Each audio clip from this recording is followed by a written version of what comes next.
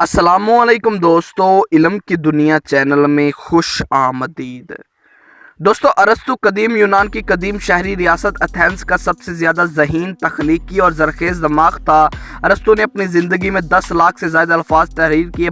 बदकिस्मती से इंसानी तहजीब को अरस्तु के सिर्फ 20% अल्फाज ही नसीब हुए। अरस्तु को अंग्रेज़ी में एरिस्टोटल कहा जाता है, जबकि उर्दू या अरबी ज़ुबान में अरस्तु के नाम से ही जाना जाता है।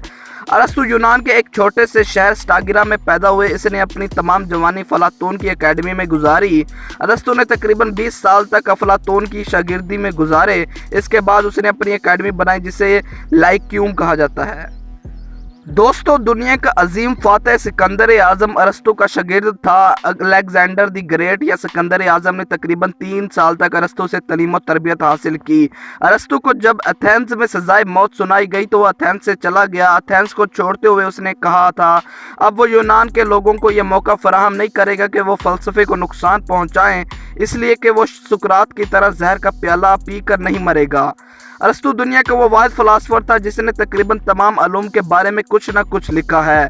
अरस्तु ने सोशल साइंस, पॉलिटिकल साइंस, अखलाकियात, natural philosophy, science, physics, biology, metaphysics जैसे मौज़ूआत पर बहुत कुछ लिखा। इसके अलावा वो मंतक, मौसीकी, रियाजी, एस्ट्रोनॉमी, कॉस्मोलॉजी, हिस्ट्री पर भी इसकी बहुत सारी तहरीरें मौजूद हैं। इसने साइकोलॉजी, थियोलॉजी, सियासी तारीख, गवर्नमेंट थ्योरी, शायरी, आर्ट, ड्रामा और थिएटर पर भी अपना नुक्ता नज़र बयान किया है। उसने जिस मौजू पर भी लिखा कमाल कर दिया। इसके बाद इसकी हर तहरीर मुकम्मल मौजू बन गई। फिज़िक्स पर लिखा तो फिज़िक्स का एक मुकम्मल डिसिप्लिन तरतीब पा गया। जदीद यूनिवर्सिटियों में मुख्तलिफ मौज़ूआत की बुनियादी क्लासिफिकेशन और टर्म्स की डेफिनेशन अरस्तु ने तरतीब दी।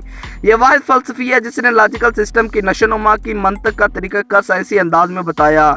जब मंतक का यह सिस्टम इसने मुख्तलिफ मौज़ूआत पर अप्लाई किया तो इससे कोई नई दरियाफ्त या नई बात सामने आई।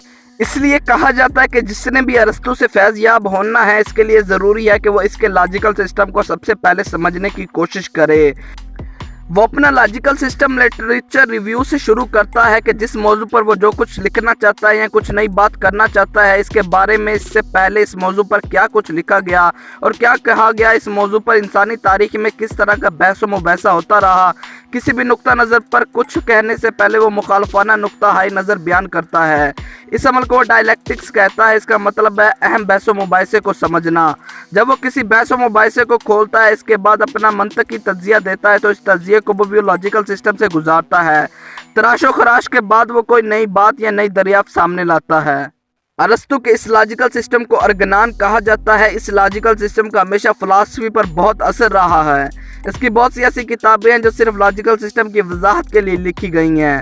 अरस्तु साइंसिस को 3 मुख्तलिफ हिस्सों में तकसीम करता है। इसके मुताबिक साइंसिस के 3 कैटेगरीज हैं: theoretical sciences, practical sciences, productive sciences. तमाम वो साइंसिस जिनके नेचुरल साइंसिस कहा जाता है, माशी निज़ाम से जिनका कोई ताल्लुक नहीं होता, वह इल्म जो सिर्फ अपने लिए अपने वास्ते पढ़ा जाए, वो थ्योरेटिकल साइंसिस कहता है।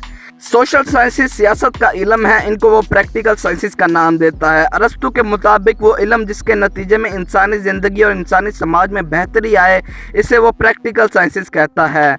वो इल्म जिससे इंसानी तहजीब और इंसानी ज़िंदगी में खुशी, इत्मीनान और खूबसूरती पैदा हो, इंसानी ज़िंदगी में आसाइशें पैदा हों, ऐसे इल्म को वो प्रोडक्टिव साइंस कहता है। ज़राअत, मौसीकी, थिएटर, डांस, शायरी वगैरह को वो प्रोडक्टिव साइंस कहता है। इसके मुताबिक ये तमाम इल्म इंसानी ज़िंदगी को जदीद और खूबसूरत बनाते हैं, जिससे इंसान रूहानी और माशी तौर पर खुश रहता है। तकरीबन 2000 साल तक अरस्तु के नज़रियात का इंसानी सोच पर असर रहा। इसकी वजह जदीद साइंसी सोच दुनिया में फली फूली। इस्लाम के सुनहरी दौर में मुसलमान फ़लसफ़ियों का पसंदीदा तरीन फ़लसफ़ी अरस्तु था।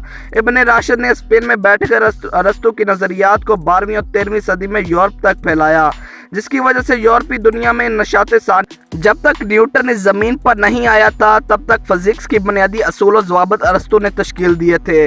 न्यूटन के आने के बाद फिज़िक्स की दुनिया में नई इनकलाबी तब्दीलियाँ आई जो अरस्तु के नज़रियात से मुख्तलिफ थीं। दोस्तों, अरस्तु का कहना था कि अदब और कहानियाँ सिर्फ इंसान की तफरीह के लिए नहीं बल्कि इंसानियत को सबक सिखाने और कायदे कानून बनाने में भी अहम किरदार अदा करती हैं। इनके अलावा शायरी इंसानी जज्बात की अक्कासी करती है और हमें बेहतर इंसान बनाने में किरदार अदा करती है। یہ نہیں ہے کہ دنیا بھر میں ادب کی ابتدا رزمیہ یا اس دور کے بادشاہوں کی شکست و فتح کی کہانیوں سے ہوئی، بہت سی جگہوں پر ادب کا آغاز نظم و شعر سے ہوا۔ مثلا چین میں ادب کی ابتدا میں شعر کہنے کا کام صرف شاعروں تک ہی نہیں محدود ہوتا تھا، بلکہ اعلیٰ عہدیداروں کے لیے شعر گوئی کا امتحان دنیا میں ہوتا تھا، اور تمام بڑی حکومتی عہدیداروں کے لیے شعر کہنے اور شعر فہمی کی صلاحیت لازمی تصور کی جاتی تھی۔ تو دوستو، آج کی انفارمیشن آپ کو کیسی لگی؟ کمنٹ سیکشن میں اپنی رائے کا اظہار ضرور کیجیے گا، اور مزید ایسی ویڈیو دیکھنے کے لیے ہمارا چینل سبسکرائب کریں۔ ملتے ہیں اگلی ویڈیو میں۔ اللہ حافظ۔